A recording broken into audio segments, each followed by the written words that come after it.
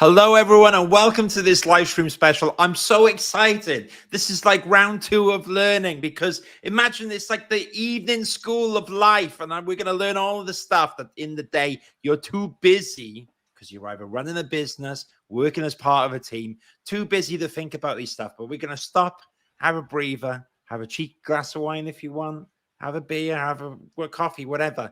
But keep an open mind on the subject of what is inclusive behavior. I hadn't thought about this before. I wasn't sure what the term meant, but luckily I have someone who's very experienced in this area to decrypt and demystify the topic. So if you would join me in the audience, a little welcome to Marsha Ramroop. Marsha, how are you? I'm good. I'm really, relaxed. I've just had a couple of weeks away, trying to sun myself. Maybe a bit too much sun because I was actually in Greece. So, and in fact, I was up by the Acropolis just a couple of days ago, a few days ago, and wound my way down, and then we went up to the hill that's kind of opposite. And from that hill, which overlooks the whole of Athens, we could actually see a wildfire, which was about an hour south of Athens. So, Oh, wow. it was like it's crazy, crazy hot over there. We were there on one of the cooler days. It was a max of 36, which wow. I have to say, I'm okay in. My husband and children less so, but my husband often says to me that I'm just living at the wrong latitude, which is true. My goodness. Well, you're back now, and I'm so glad you're here. Marsha, in case someone hasn't seen our last video, I know we're doing a little special all on EDI, inclusivity, equality in architecture. However, if anyone hasn't met you, who are you, first of all? So my name's Marsha Ramroop. I can describe myself as an inclusion strategist. I have my own consultancy called Unheard Voice Consultancy Limited. And what we do is we work with organizations across the board, but I like to concentrate on architecture and the built environment, because for me, it's really, really important that the built environment understands its role in how our physical spaces shape how we are with each other. So we need to have more diverse and inclusive thinking going into how we're shaping our built environment. And so I go into organizations and try to assist them with training, strategy, consultancy, and behavioral cultural development, so that more of our built environment organizations can do that. Yeah, well said. Okay, cool. So you've been in the trenches, and you know a little bit about this, so you can help me as well, because I'm going to be writing all this down as an employer myself, because often in a business or a management position, you're kind of launched into this stuff. You have these tasks, you have these overheads, you're dealing with all these things. Some things slip by the side, and actually they catch up to you in the end. So first of all, on the topic, what is inclusive behaviors? What does that mean? Yeah, it's a really good question. And I like to start by saying inclusion isn't about other people and their characteristics.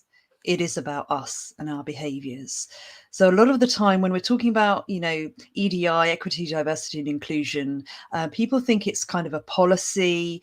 They think it's about, having more black and brown people in their organization, maybe more women, and that's about as far as they think it goes. But no, it isn't about other people and what they're doing. It's about an introspective piece of work, which is, what is it about me? What is it about my team? What is it about my organization? What is it about my practice? What is it about my design that needs to change so that it or I or we can be more inclusive of you, whoever you are? Because every individual is made up of so many different identities. I'm sitting here, I'm a brown bi woman who has had mental health issues in the past. I'm married in a heteronormative marriage with 2 children. I live outside of London. I've been privately educated. These are all these different layers of my identity identity, which one of those are you going to look at first when you're trying to decide how you're going to include me? Well, actually, it isn't about who I am. You need to look at who you are and look at your behaviors. And one of the things about inclusive behaviors is that it's entirely within your control.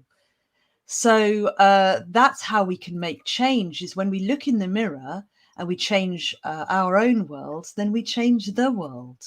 We change our circles of influence, we change how we influence them.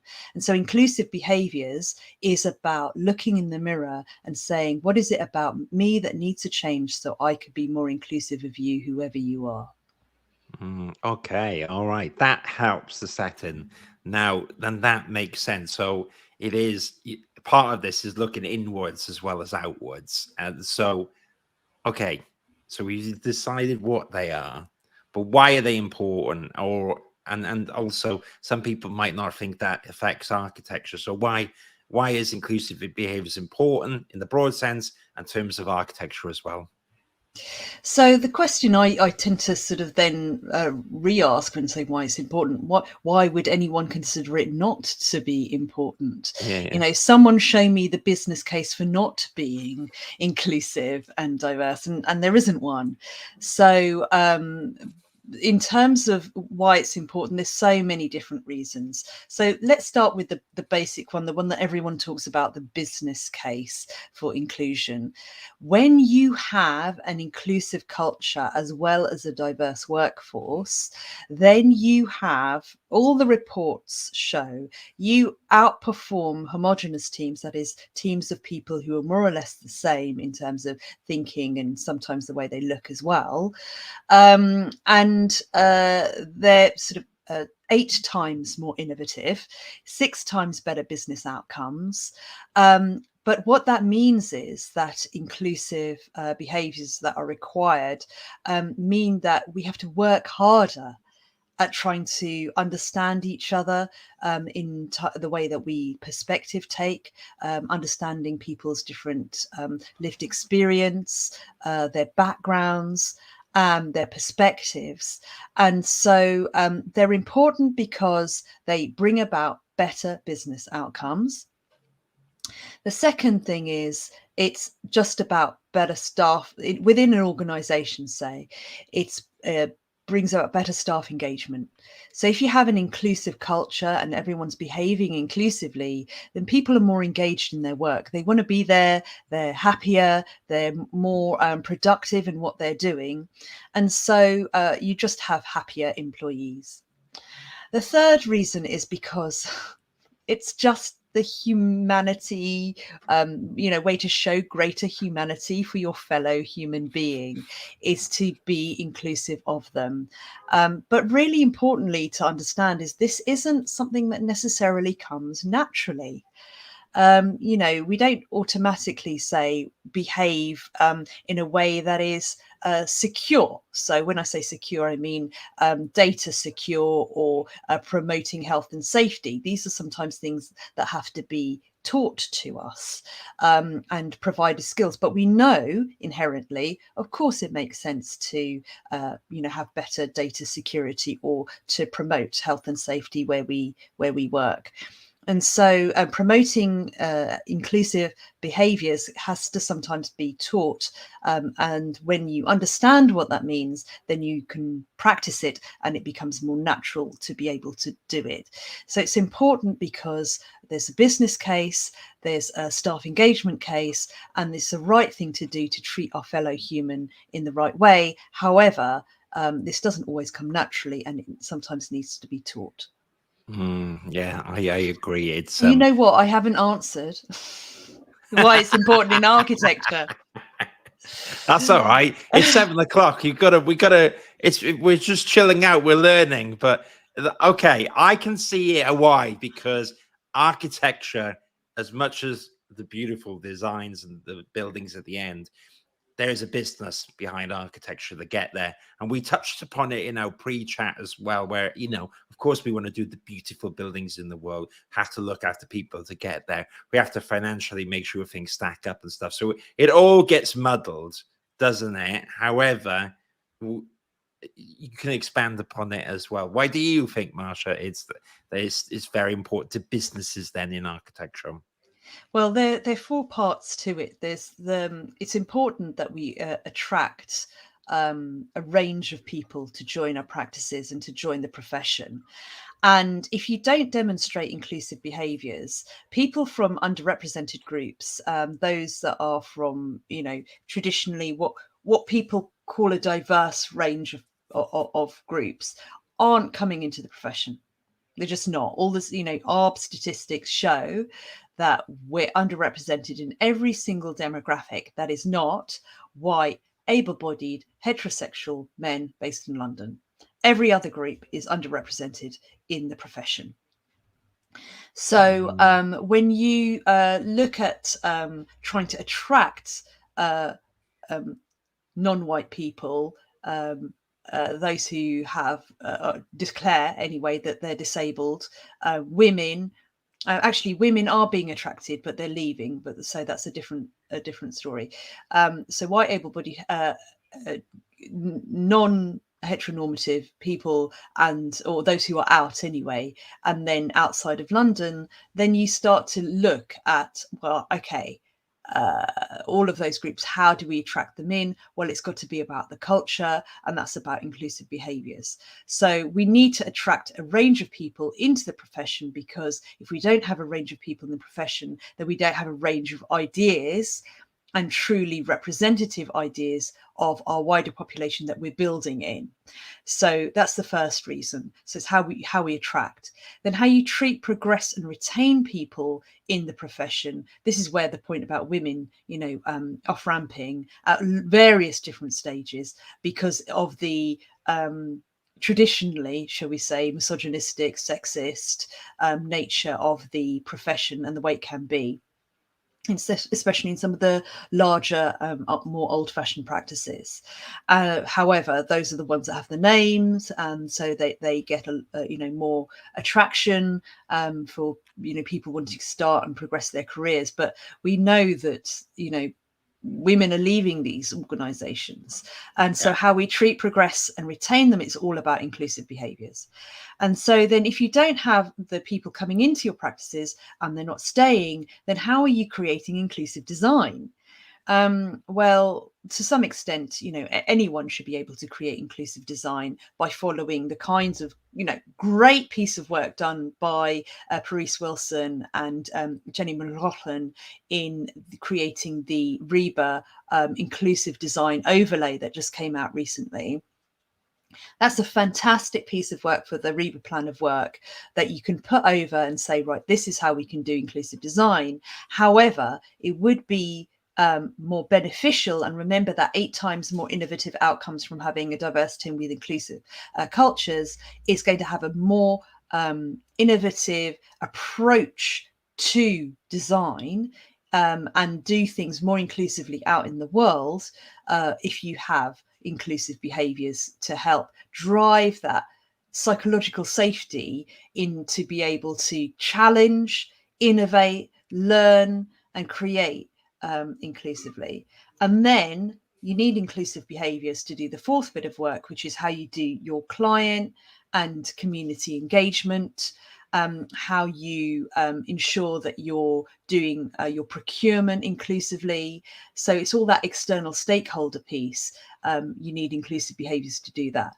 So if you want to be an effective, successful, ethical, inclusive, sustainable and safe practice, well, name me one practice that doesn't want to do all those things. And if they don't, then, they're not long for this world, I don't think. But you need inclusive behaviours in order to influence how you attract people into your organisation, how you treat, progress and retain them, how you develop your design, your products and services, and how you engage your external stakeholders. Inclusion underpins and overarches all of that. So that's why it's important in architecture. Well, I think what a compelling thought piece for it. If anyone after that still doesn't think it's a priority, then maybe their priorities need to be reevaluated. Now, okay, I'm sold on why it's important. However, we'll pretend again I'm the busy businessman, or I'm an architect who set up a practice, and you know, setting up the business is something that I've been doing as I go along. So I wouldn't even know where to begin half the time. In your opinion, Marsha, what do we need to do to start developing inclusive behaviors? Do you have any practical starting points that people should look at in your experience, which is effective in getting in that mindset? Well, it's funny you should ask that question, Stephen, because Apart from the absolutely. obvious. So the key thing that we need to develop our inclusive behaviors is motivation. Do you actually want to be inclusive? Now, as you well know, though, well, if you may not, but if you've not come across me before, but cultural intelligence is the main thing that I talk about. And the reason why I talk about cultural intelligence so much is because all the evidence is out there that if you develop your cultural intelligence, you will behave inclusively. So one of the first capabilities for cultural intelligence is motivation, your drive. Are you persistent? Are you curious? Do you want to know and understand those who are different from you? And I'm aware that a lot of people say yes, of course I want to do this. But when the stuff hits the fan, they just don't run away. There's a fear factor of getting it wrong. There is defensiveness. You feel you're being accused of some ism, whether it's racism or sexism or ableism or homophobia. And maybe you are quite rightly being called out for those things. But that is an opportunity. We must always see being called out for these things as an opportunity to learn and grow.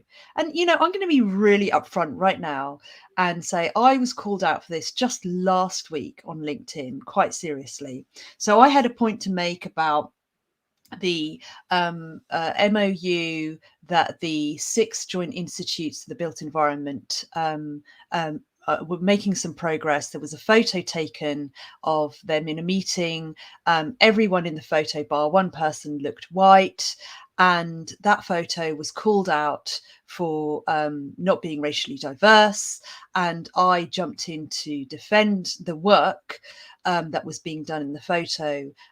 But in my haste to do so, I got it wrong in the way that I expressed myself, and undermining the point that was being made about racial diversity by a Black woman whose voice, I was, inadvertently was silencing by making my own point. And I never, no one, very few people, shall we say, are set out to behave in that kind of way. But we all make mistakes. Yeah. And what I had to be really clear about doing was calling out my own mistake and saying, I got this wrong. And this is how I got it wrong. And so how you develop inclusive behaviors is about understanding we're going to get it wrong, and we mustn't be defensive about that. We have to acknowledge we've made a mistake. We have to listen to the feedback. We have to learn from that feedback. We have to reflect on how we're going to move forward differently and then resolve to do so. And so how we develop is about practice. In fact, I'm going to quote here. I've got loads of books up on my shelf above me. And this one is one of my favorites. It's Strangers to Ourselves, Discovering the Adaptive Unconscious. It's written by a guy called Timothy Wilson. And he's the person who says, he's done all the research, and he aggregated all the research into how our brains work and how we process information. And he says at any given moment, we have 11 million pieces of information going through our brain, but only the conscious capacity to process 40. At any given moment. So at any given moment, our brain is processing 10,999,960 bits of information, of which we're completely unaware. So we can act in biased ways. To be human is to be biased. But what he also says is this. He says the do good to be good principle is one of the most important lessons psychology has to offer. If you don't like something about yourself or you're feeling down, it can be helpful to alter your behavior in a more positive way. To fashion a satisfying functional self-narrative and to establish a desirable pattern of habitual, non-conscious responses, the best advice is to practice, practice, practice. So what do we need to develop our inclusive behaviors?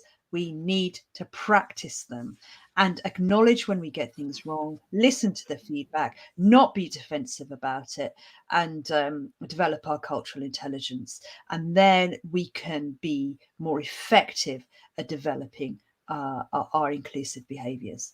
Okay. Wow. There you go. I would question whether I've got 40 conscious pieces going through my brain tonight. I think it's probably like 10. But there you go. The concept I'm not disagreeing with. Well, that is the liberal estimate, he says. Yeah, exactly. I'll go for the minimal for me. Great. You touched upon, again, cultural intelligence. I know we've touched a little bit on it before. However, before I met you, Marsha, I hadn't a clue what that actually meant. So for anyone else that's dipping into us, can you quickly refresh what is cultural intelligence? Because I think it's quite important. It's hugely important. It's the backbone to inclusive behaviors. Because I always say, I just reiterating, inclusion isn't about other people and their identities. It is about us and our behaviors. So if we want to behave in an inclusive way, developing cultural intelligence is the way to do it. And it's not just me saying that. There's 20 years of research behind the research question, which is what's the difference between those that succeed in today's multicultural globalized world and those that fail? What's the difference between those that succeed with working with those who are different from you and those that fail?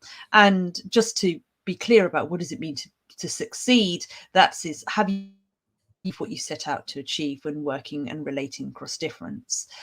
And when this question has now been asked in research across, I think it's 170 countries, and there have been surveys done of more than 250,000 people across the world.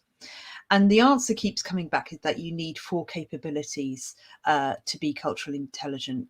The actual definition of cultural intelligence is the capability to work and relate effectively with people who are different from you.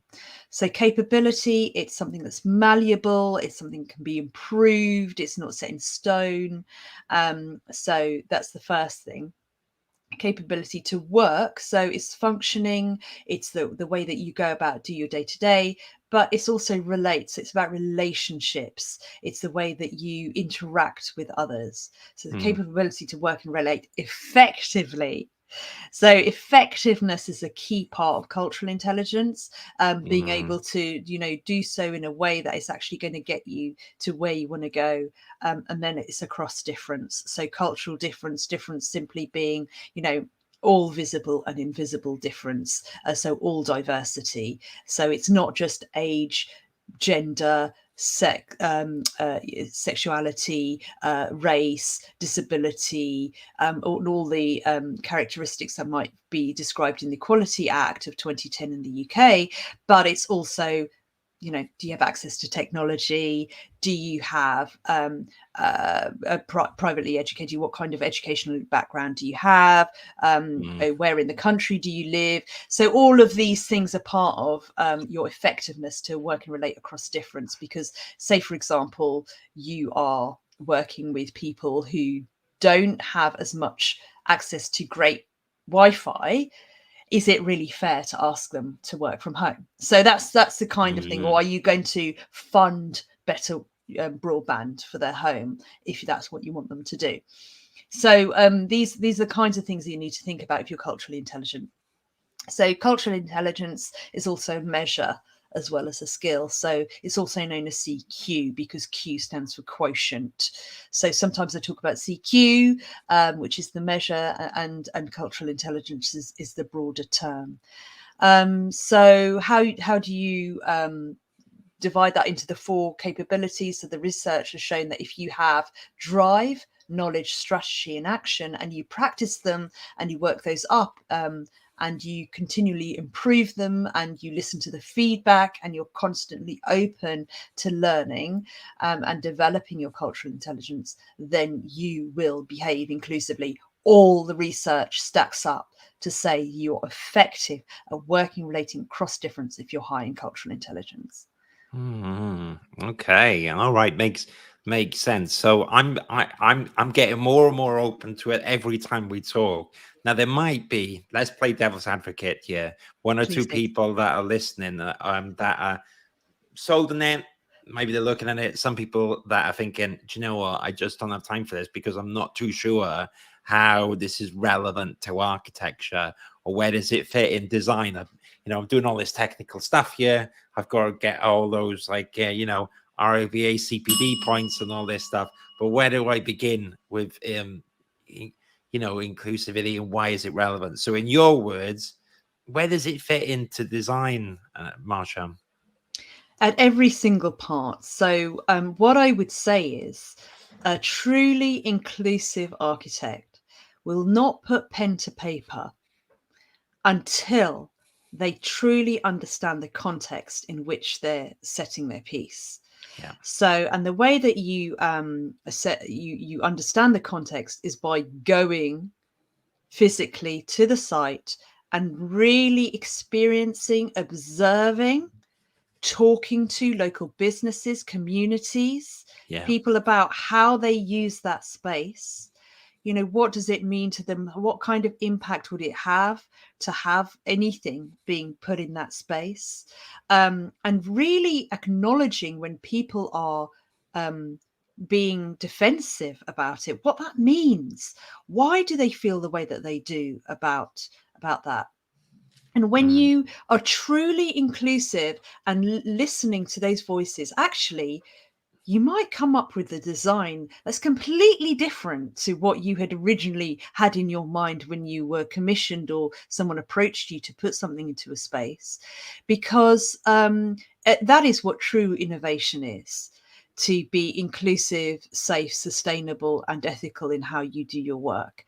And listening to those voices that are very different from your own can really result in some amazing outcomes, not just for you and the way that you practice, but for how things will then sit in a particular community. And in addition to that, you save your client a lot of money potentially, because you're more likely to get through planning. You're more likely to face fewer objections. That co-creation piece. So I briefly mentioned a moment ago the REBA inclusive design overlay. There's another recent overlay to the REBA plan of work, which is towards spatial justice. It's a co-design overlay. And I would highly recommend that all practice look at that overlay as well, as a way of going about doing the co-creation community engagement piece for how you're going to place in any particular space, because you're more likely to get through things like planning, face few objections, is more likely to be sensitive to the environment, and really understand the context in which it's being done. That is how it's important to architecture, because how we, like I said earlier, how we interact with each other as humans in our society is very much shaped by the space in which we inhabit. You know this as architects. You absolutely know this. You know about ceiling height, and the width of a space, door size, the feel of a piece of material. How all of that makes you feel in a space is very much shaped by you and what you're doing. And surely you want that to resonate for the widest number of people as possible, not just your own idea of what makes a great aesthetic. So it's got to be, when you face those objections from those communities in which you're trying to place, it's because you've done something which makes them feel uncomfortable, that hasn't been inclusive. And you can't please everyone all of the time. But what's important is when you face an objection that you have already considered, that you're able to articulate well for those people, that you understand that this is how you feel, but what you've taken into account is this piece, but you're doing things in this way because from the wider perspective, you need to be able to do things in this particular way.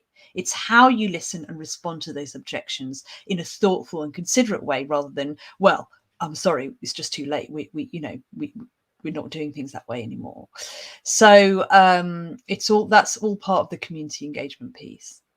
Okay, all right. So we learn together. We're a community. We're all people knocking around, and I agree. It's what you said makes so much sense. Now, the drawings aside, putting the Revit model aside, if people are thinking they want to start getting to grips with this, where can people find out more, Marsha? Well, obviously, give me a call is the first thing that you can do. Just checking out my website, unheardvoice.co.uk. I've got a blog on there, which you can find out some more information, some thought leadership. Follow me on LinkedIn as well. But there's loads. I mean, there's just so much. I would really, really highly recommend. Please, I'm delighted, of course, that the REBA overlay for inclusive design.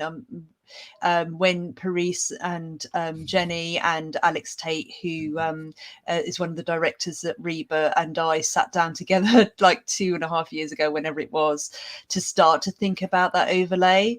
It's just great to see it come to fruition, because it's a really important piece of work for across the built environment, to produce inclusive design. But I always say again that the existence of procedures, policies and practices don't ensure their use. What does is the behaviours and the discipline to do so. So it starts with that introspective piece of work. What is it about me that needs to change? How can I apply my new lens to what it is that I'm doing that's inclusive, and decentering yourself when it comes to creating design, so that you can do so in the most inclusive way. And so looking at that overlay and looking at the one towards spatial justice, also known as the co-design overlay, are two really, really useful resources. And inclusive design is very much about looking at some other things out there. If I may, at this moment, I just want to give myself a little shout out. Go for it. Because I got this incredible email from Ukraine a few weeks ago, which said, look, our war heroes are coming back, with disabilities. We've got citizens here in Kyiv who have been badly affected by the war and the conflict. We want to rebuild our nation inclusively, because we can't afford not to for these people. And I got this email which said, we want you to help us to inspire us to do this more inclusively. Will you deliver a lecture for us on what we need to think about? And so I did that yesterday for the built environment of Ukraine and built environment professionals. And there was more than 100 people really wanting to understand what they need to do, what they need to think about. So I talked about inclusive behaviours. I talked about bias first and inclusive behaviours, and then signposted to things like the REBA overlay and so on. And one of the other resources I pointed to was the Global Innovation Design Hub, I think it's called, and Global Innovation Disability Hub, and they have some amazing resources as well. But of course, none of these resources help you with the behaviours. If you want to become more inclusive in your behaviours, then please reach out to me, because I can really help you with that. Absolutely. I've seen it firsthand when I was part of the ROBA Council. So I agree. And I think it's important, and keep going, Marsha, for all those unheard voices. Right? There you go. Out there. We need this in the industry. And that's why I really appreciate you as well unpacking this over a series of, casual chats. And so there's no judgment here. If you don't know anything, doesn't really matter. It's all about going forward. It's not about where you are now. It's about making an effort. And that's the way I see it. And you are right. The bit that resonated with me, particularly this evening, is that mistakes happen all the time. I must make mistakes all the time. When I was working in an architecture practice, I made lots of mistakes. As a business owner, I do them all the time. But it's just picking it up, changing it, adjusting it, thinking, what can I do better, and moving on, rather than head in the sand, continuing it. So on that basis, if people want to change, I think that they should definitely message you and get in touch with you on at your website, which I'm going to read out for the audio listeners because they don't get the video as well. So that's something I've been picking up and doing lately. So the link will be www.unheardvoice.co.uk. So you can find Marsha there, or check out Marsha Ramroop on LinkedIn. Thank you so much, Marsha, for being here. Before I end the stage, is there anything else you'd like to add, or are you just you gotta calm down after your holiday now, isn't it? Come back to the real world, right? Back to the real world, back to the grindstone, and yeah, hopefully continue to try to make change in the built environment. Well, you're doing a good job. We'll keep it up. Thank you so much, Marsha. And to you who are watching the replay, or if you tuned in, thank you so much for being here. Marsha's going to join us in 1 or 2 upcoming podcasts as and when. Give us a moment, though. Marsha's just come back from holiday, and, I'm running around just absolutely unscripted. I need someone to organize my calendar. But we will be back with 1 or 2 more topics as well. Marsha, thank you. It's been a privilege. And I'm going to end the live stream now, but stay on the stage. And you in the audience, have a lovely evening or morning, wherever you are. Take care. Bye-bye.